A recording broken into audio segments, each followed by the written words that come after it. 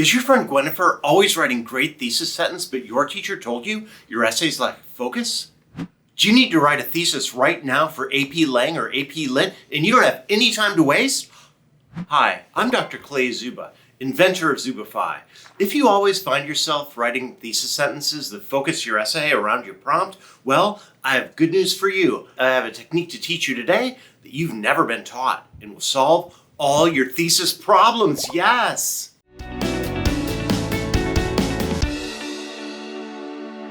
You've probably already been taught that the thesis is the most important part of your essay because it focuses your ideas and it forecasts the essay's argument for the reader. But you probably haven't been taught to write a thesis the way I'm going to teach it now, and that's why your writing is not yet meeting its potential. What? And it's also why your essays don't score higher on standardized tests. What? I know, right? Listen, you've been taught that a thesis is the main idea of your essay.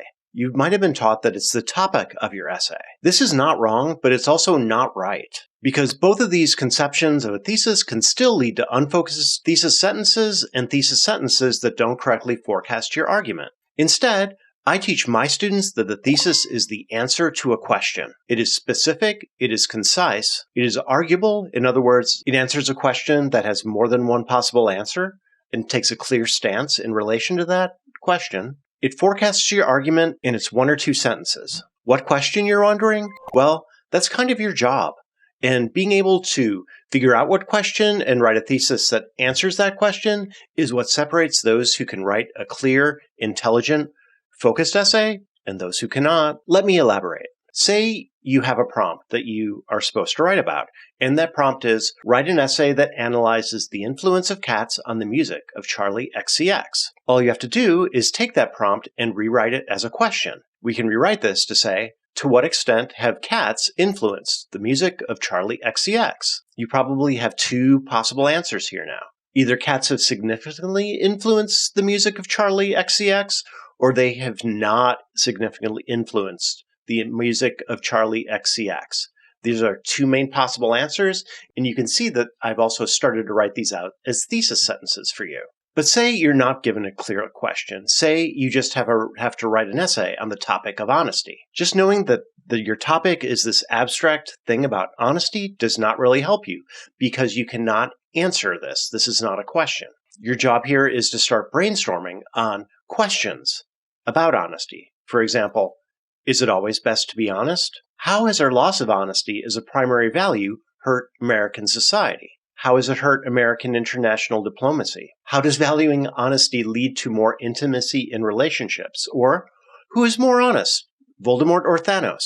Once you understand the question that you're trying to answer, then you can start the real work of writing the rest of your essay. You should always follow the steps of 1. Pre-writing, 2. Examining and evaluating the evidence that you've come up with during pre-writing, 3. Deciding which answer is best supported by the evidence, and only then do you write your thesis out. I have other videos on this channel that can help you with these 4 steps, but in this video, we're just concentrating on thesis writing. The helper of the day is Licky Boy.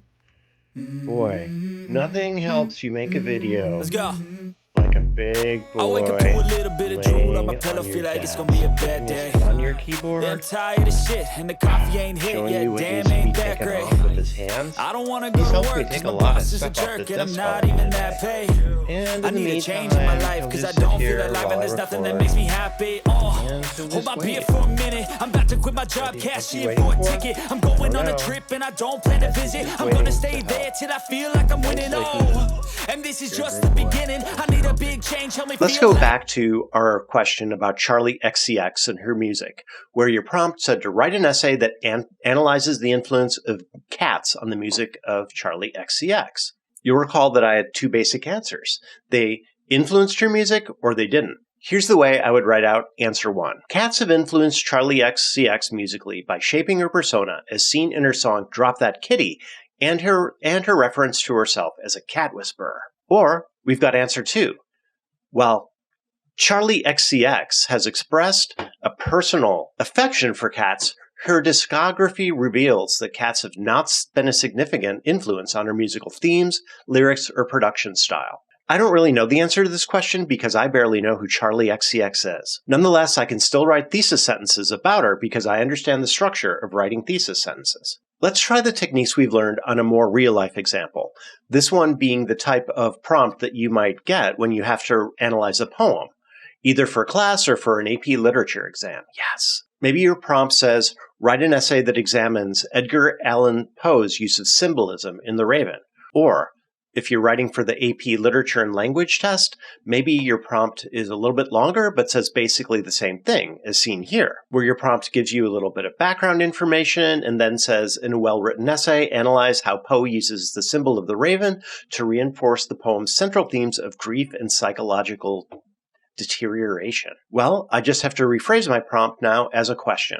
The way I would do this one, have it say, how does Poe use the symbol of the raven to reinforce the poem's central themes of grief and psychological deterioration?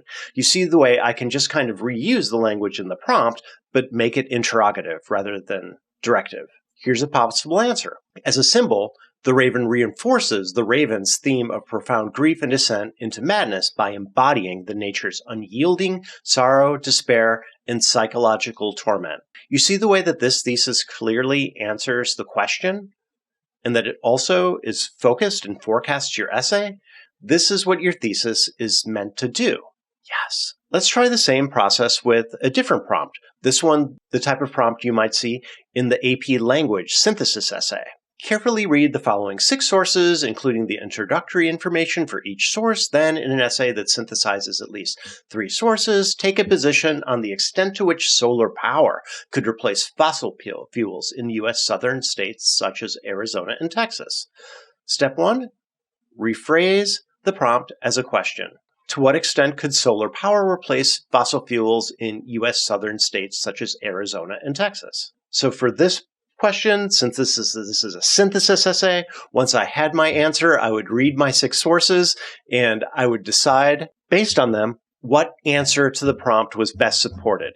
In this instance, it's a matter of to what extent could fossil fuels replace solar power. So I've got to be thinking about whether they could fully replace it, whether they could replace it in a limited way, or whether they couldn't replace it at all. And after doing my research and evaluating my sources, I might come up with a thesis that says, while a complete transition away from fossil fuels presents significant logistical and economic challenges, solar power has an immense potential to largely replace them in the U.S. southern states like Arizona and Texas, given the region's abundant sunlight, rapidly advancing technology, and growing public and governmental support for renewable energy. Yes! See the way this thesis answers the question, it's focused, and it also forecasts the argument in the second part of the thesis. One point I wanted to make about these 2 theses that I wrote for you is that both are acceptable answers to questions. One is a simple thesis. The thesis about the raven is a simple thesis because it doesn't have complexity or tension. The thesis about fossil fuels and solar energy is a complex thesis. You can tell that because of the beginning clause of this complex thesis. It advances an alternative position from the one that I'm going to argue for. Both of them are correct.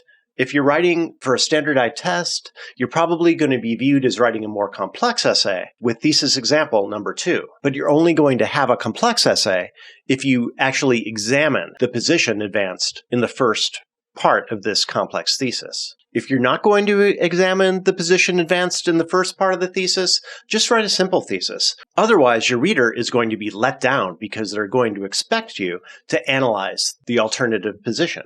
Always tell the truth to your reader. Always write an essay that supports your thesis, and always write a thesis that is supported by your essay. I hope that by advancing the idea to you that the thesis is best understood as the answer to a question, as I have in this video, I've helped you understand how to write powerful, focused, clear theses for your essays. Remember, read the prompt, rephrase it as a question, think about the possible answers to the prompt, and only then begin to think about what your thesis might be. Come back for more Zubify.